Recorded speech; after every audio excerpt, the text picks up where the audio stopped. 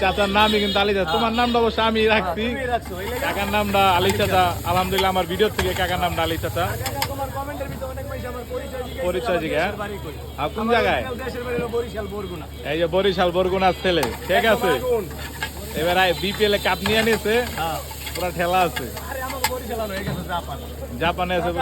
এমন একটা সময় আছিল ঢাকা শহর, আমাকে বরিশালের মানুষ এলে কইতো ডাইলে লবণ দে অন সব জাপান, বরিশাল মানে জাপান। কথাবার্তা অনেক কইলাম কাকা। আর লুডুসে গিয়ে গেছে কাকা, লুডুস হয়ে গেছে আমার চাচার মোটামুটি লুডুসটা গেরানো হয়ে গেছে। ফেসবুক আইডিটাই পেজটায় ফলো দিবা। এই ফেসবুক পেজে যাও না গে, যা ফলো দিবা। ফলো দিবেন।